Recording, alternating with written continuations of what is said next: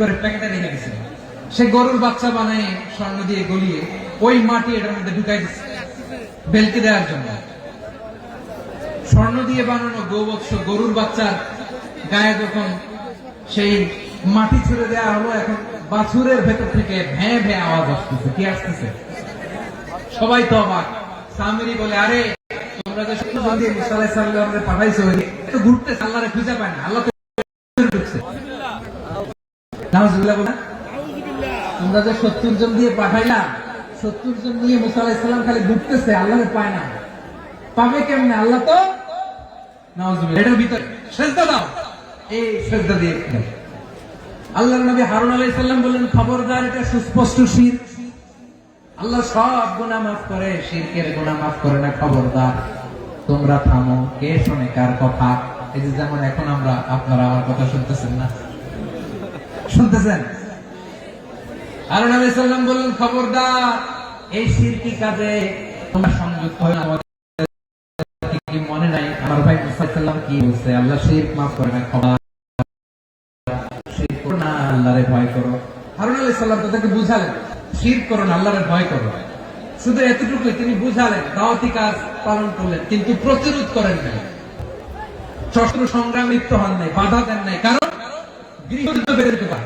উনি ভাবলেন, আমি যদি আমার বাহিনী নিয়ে দাওয়াত দেওয়ার সাথে সাথে প্রতিরোধ করি, আক্রমণ করি, ওরা আমার আক্রমণ করবে, রক্তপাত, এমন অবস্থা হবে বনী ইসরাইলের মধ্যে, যেটা হয়তো আমার ভাই সব করবে।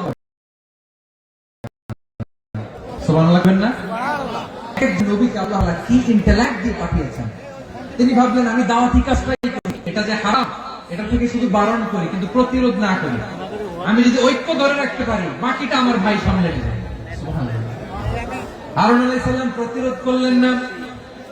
বনী ইসরাইলের মধ্যে গৃহযুদ্ধ বেঁধে যাওয়ার আশঙ্কায় প্রতিরোধ করলেন না, আক্রমণ করলেন না, শুধু দাওয়াত দিলেন। ইন দা মিনটাইম মুসা আলাইহিস সালাম আল্লাহ কথা বলতে আসলেন, দেখলেন বনী ইসরাইলের অধিকাংশ লোক মুশরিক হয়ে গেছে। মুশরিক হয়ে গেছে। মুসা আলাইহিস সালাম রেগে গেলেন। রেগে প্রথমে বনী ইসরাইলদেরকে অ্যাটাক না করে ভয়ে দাড়ি ধরলেন। হারুন আলাইহিস সালামের দাড়ি আর চুল মেজাজি নবী ছিলেন। হারুন, তুমি কি করলা? তোমার কি দায়িত্ব দিয়ে গেলাম, তুমি কি করলা? তুমি থাকতে বনী ইসরাইল কেমন করে সে কাজে নিয়োজিত হয়ে যায়?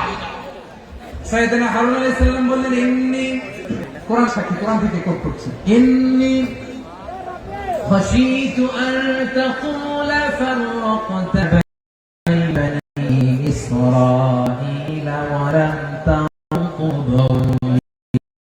ওর ভাই আমার দাড়ি ধরবেন না, আমারে মারবে না, আমি ভয় করেছি, আমি ভয় পেয়েছি, না জানি আপনি বলেন তুমি কেন খাশীতু আন তাকুলা ফাররাকতা বাইনা বানী ইসরাঈল, আপনি এসে আমারে যদি বলেন তুমি কেন ঐক্য ধরে রাখলে না, কেন মারামারি হলো, কেন রক্তপাত হলো, তোমার কি এই দায়িত্ব আমি দিয়ে দিয়েছিলাম? আমার কথার দিকে কি তুমি ভ্রুক্ষেপ করো নাই? আমি যে বলছি তাওহীদের বাণী প্রচার করবা আর ঐক্য ধরে রাখবা, আমার কথা কি শোনো নাই? আপনি আমার ধমকাবেন, এই জন্য আমি প্রতিরোধ করি নাই, আক্রমণ করি নাই, গৃহযুদ্ধ আটকানোর জন্য, কিন্তু আমি দাওয়াত দিয়েছি। সুবহানাল্লাহ। ঐক্য ধরে রেখেছেন। মুসা আলাইহিস সালাম মুহূর্তে সামিরীকে আক্রমণ করলেন, অ্যাটাক করলেন, শাস্তি দিলেন। মুহূর্তে ওই গোবৎস গরুর বাছুরকে ভেঙে চুড়ে মেসাকার করে সাগরের মধ্যে ভাসিয়ে দিলেন। পুরো বনী ইসরাইলকে আবার তাওহীদের উপর প্রতিষ্ঠিত করলেন। পড়েন সুবহানাল্লাহ। এই ঘটনা থেকে শিক্ষা কি? শিক্ষা হচ্ছে, আপনি শিরকের আড্ডাখানা দেখলেও বৃহৎ স্বার্থে তাওহীদের দাওয়াত দিবেন, প্রয়োজনে আপনি ঐক্য নষ্ট করবেন না। সুবহানাল্লাহ করবেন না? তাহলে ঐক্যের গুরুত্ব বেশি না কম? বলেন, আওয়াজ করে বলেন। ওয়াতাসিমু বিহাবলিল্লাহি জামিআ, আল্লাহর রশি আঁকড়ে ধরো। ওয়ালা তাফাররাকু, তোমরা বিচ্ছিন্ন হয়ো না। পেকুয়ার ভাইরা আওয়াজ করে বলেন তো, আদেশ কার? এখন বলেন, আমাদের ঐক্যবদ্ধ জীবনের দরকার আছে না নাই? এই যে ডক্টর মোহাম্মদ ইউনূস আমাদের লিডার, উনি যে আমাদেরকে জাতীয় ঐক্যের আহ্বান জানিয়েছে, ওনার আহ্বানে আমাদের সাড়া দেওয়ার দরকার আছে না নাই? রাজনীতিবিদদের যে ডাকছে, খুশি লাগে না আপনার? আলেমদের ডাকছে, খুশি লাগে নাই? আলহামদুলিল্লাহ বলবেন না? আলহামদুলিল্লাহ। সবাইকে ডেকেছে, ঐক্যবদ্ধ করেছে। আমরা ঐক্যবদ্ধ থাকতে চাই, আমরা ঐক্যবদ্ধ জীবন চাই, আমরা আর কাদা ছোড়াছুরি করতে চাই না। রাজি আছেন সবাই? এখন আমরা যদি ঐক্য নষ্ট করি, আমার কি সমস্যা, কি ক্ষতি, কি কুফল? অনর্থ কুফল কি? কয়েকটা কুফলের কথা বলে শেষ করবো। প্রিয় ভাইরা, What are the drawbacks? And these advantages of division, social and political division in the society, these unity. আমরা যদি বিচ্ছিন্ন হই, একে অপরের যদি মারামারি করি, একজন যদি আরেকজনের কাফের ফতোয়া দেয়, আমাদের কি ক্ষতি? শুনবেন? কথা কয় না, শুনবেন? এক নাম্বার ক্ষতি হচ্ছে আমরা যদি বিচ্ছিন্ন হই, আমাদের শক্তি কমে যাবে, আমাদের পাওয়ার আমরা হারাবো। আমাদের কি হারাবো? পাওয়ার। মনে রাখবেন, যখন আমি একা থাকি তখন আমি ব্যক্তি, যখন আমরা সবাই মিলি তখন আমরা শক্তি। এই শক্তি নিয়ে আমাদের সামনে এগিয়ে যাওয়ার দরকার আছে না নাই? তাহলে আমরা যদি নিজেরা বিরোধে লিপ্ত হই, আমাদের ক্ষমতা, পাওয়ার ছিটে যাবে। আমরা এই পাওয়ার হারাতে চাই না, ঠিক কিনা বলেন? রব্বুল আলামিন ঠিক তাই বললেন।